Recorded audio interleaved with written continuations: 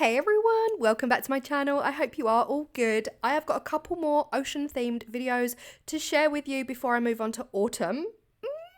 Bit excited.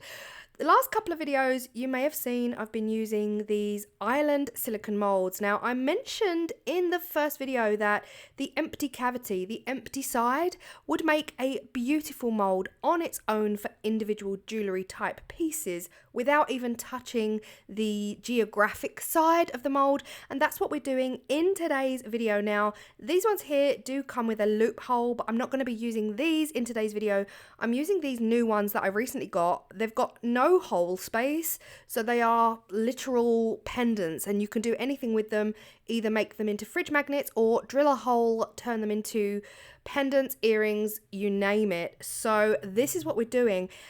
And I'm going to be using a silk screen. Now, as you guys know, if you've been with me a while, I have been playing with silk screens for a solid 2 years now, I want to say.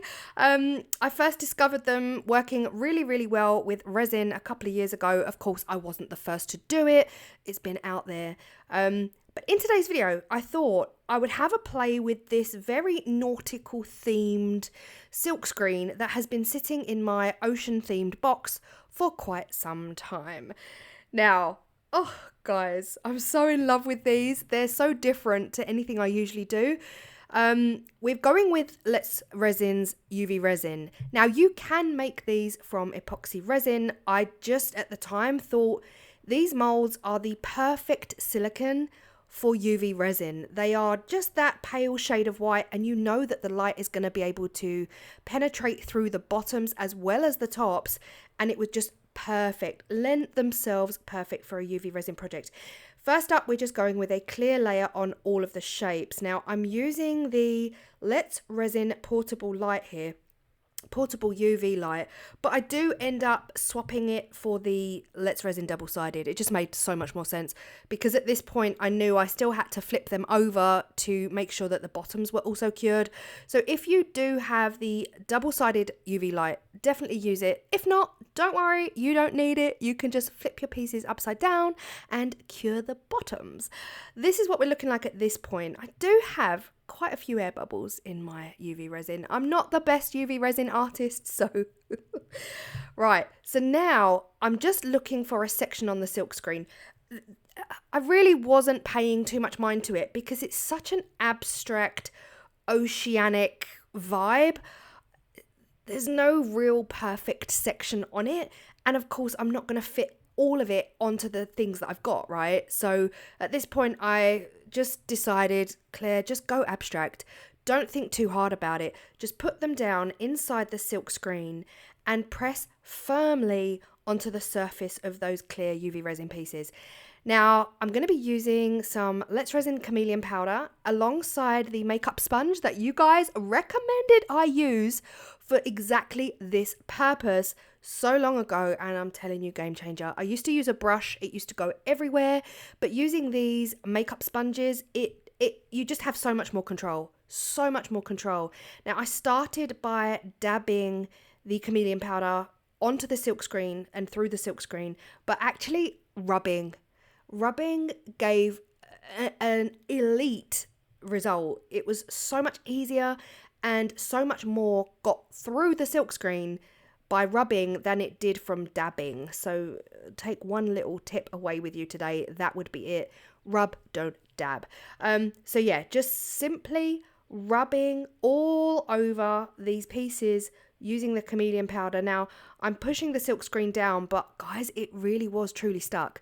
Like I was just worried, you know, it might lift or it won't stick properly, and until you peel it off you don't really know if it did a great job, but it well and truly stuck to the UV resin pieces. So really easy project, this one. Again, just rubbing that chameleon powder all over my blank clear UV resin shape and peeling back. And it's at this moment you can see just how well they stuck. You just, yeah, it brought them up and immediately in love. Immediately, yes. Like I was already like so excited that this had worked and I was going to get this absolutely gorgeous. Like this is already giving me surfboard vibes. Even if the pattern itself does not scream ocean, it's giving me surfboard vibes. So I was really, really happy at this point. Yeah, I decided to just keep going and do a lot more in one project as well. So you will see differences. We're going to use multicolored as well, so we're not just using the one shade. I started with blue because it's indicative of the ocean, isn't it? Now we're simply placing them back into the very same mold to back them.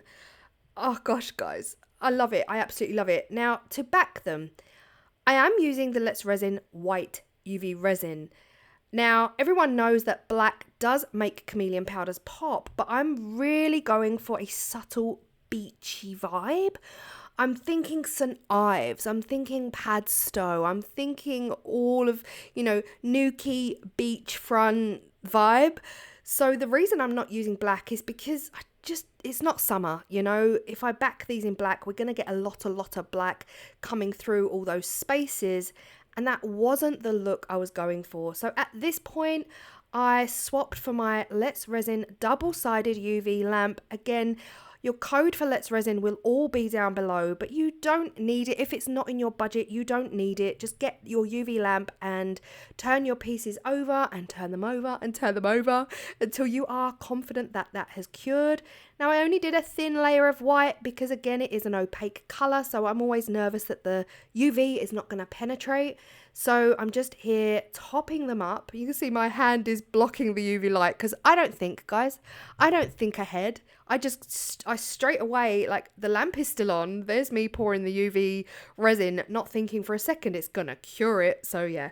As soon as I realised, I put my hand there to block that UV. Next up, we're going for these ones here. I think these are a gorgeous little shape. Like, you've got the square and you've got the little mini rectangles. I don't know what it is. They're aesthetically pleasing. And they're just straight edges and just gorgeous. Same principle, exactly the same technique. One thin layer of the clear UV resin, making sure that it has got into all of those 90-degree edges and all of the corners before placing it under the UV light and curing. Again, I've turned to my double-sided light at this point. I did put these under the UV light for quite some time. I'm not very good at UV resin, so the one thing I don't want to do is to have them be sticky when I remove them from the mold. So this UV resin double-sided lamp does go up to 5 minutes, and I put them on twice, so a solid 10 minutes. Probably don't need that much. That's just me being overprotective. Now, as soon as I took it out of the mold, I thought, oh, this is so calming. All I could think was calm, serene summer. It really was fitting the brief that I was going for. And this one, I cannot get away from the fact that it looks like a surfboard. Now, the white UV resin did seep down and under. I'm not angry about it. I would have preferred it not to have.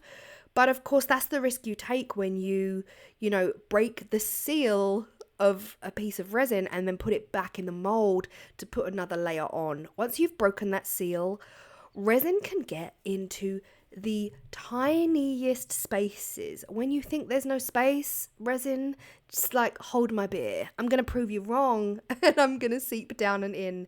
So now all of our shapes are fully cured in their single clear layer. And now we're just going for it at this point. Like, again, I'm paying no real attention to where I'm placing them or what the pattern will look like when it's done. I'm simply placing them down into this silk screen. In between the screen and the backing for the screen works a dream. And this is when I just thought, oh, imagine these with a Halloween silk screen and a black background. Like, these would absolutely pop. This was when I decided to change it up a little bit and not just stick to the blue. I decided to go for half and half. Again, really, there's no rules here. You do whatever makes your heart happy. I decided to go for half and half, and it was really at the very last second, the last moment, I decided actually to add a third colour in there. So I'm just using like a bluey colour, a teal, and even a gold also ends up going in. And what a transformation using more than just one colour. Like, it really, really is gorgeous. It was a plum as well. You see, I'm getting ahead of myself on the voiceover. A bluey teal, the plum, and I also end up using a little bit of gold. The plum, honestly, this colour, if you've been with me more than a couple of years, you'll know that the Let's Resin Chameleon Plum is my absolute go-to chameleon color at Halloween. It hits different. It brings out the absolute best of all things Halloween when it comes to epoxy resin. Honestly, total stunner. But yeah, here I am using the sponge again and just dabbing on all of the blank spaces. And this is when I decided we still have a few little gaps, so we'll just fill them in with the gold and just hope for the best. I was just hoping for the best that all of these colors would actually work together to create a summery beach. You know, I'm definitely going for summer here. Pale summer. So once this was done and I was happy, it was time to peel them all off. Again, the silkscreen itself doesn't scream ocean on some of these. Some of them do, you can see the little waves coming over, but some of them you wouldn't necessarily know it was an ocean themed, aquatic themed silkscreen. But that's all good because, you know, the colours I end up using definitely lends itself towards the summer vibe, as opposed to, it's not a definitive, oh yes, that's definitely ocean. I'm so obsessed with this one. So totally obsessed. We've got the blue going into the plum, going into the gold, definitely giving me the surfboard vibes, even more so than that first one. And now it's time to get them back into the mould. Now, easier said than done. Like, some of them go back in quite easily, some of them literally just fall in, but for the majority of them I did need to use a cocktail stick just to gently push them down in, because what I didn't want was for any air to be under them. And again, that's where the white UV resin seeped down and under, and I was really trying to avoid that with these ones. So giving them a firm little shove with a cocktail stick made me happy that they were definitely back in there. Now this one here was just an experiment.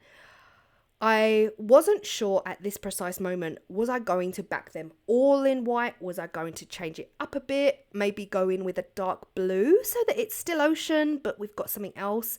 And I thought, let me try glitter. And this was a bust, a complete bust, absolute no-no. I mean, it's pretty and all, but you couldn't even see the silk screen. So I'm glad I just did one just to play around and see what the results would be. And at this point, I knew I'd be happy if I just went fully white on the back. There's a time and a place for experimenting, and I knew that this wasn't the time. Plus I love the white results. I love the results that it gave. Again, everything Let's Resin will be linked down below. I'm just putting in that thin white layer just to make sure that the UV light can fully penetrate and we are fully curing each layer as we go. What you don't want to do with opaque coloured UV resins is layer them in too thick. The light simply won't make it through and your pieces will be sticky for a potential eternity if you do not put them in thin layers. I used my cocktail stick, but I used it very gently just to get that UV resin into all the edges. Otherwise, there's a potential for scratching the chameleon powder underneath, and we don't want that either. So final last white UV resin layer going in now, just to fill them up, and Bob's your uncle, guys. We are done.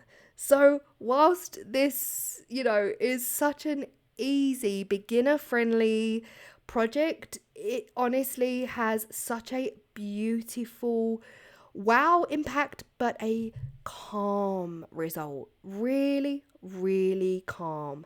This is me just popping bubbles because my long neck lighter has run out of gas. Can I find my gas? No, it's just a day in the life of Claire's Crafty Corner, pretending I know what I'm doing when I don't. Top coat going on now. Now all of those are in curing as we speak with that final white layer, but these are the original two. These are the OGs. So I am literally just giving them a top coat of UV resin to bring them to life, make them pop and give them that luxurious domed effect. And my portable UV resin lamp is acting as a shield against the UV light that is also going off on the side.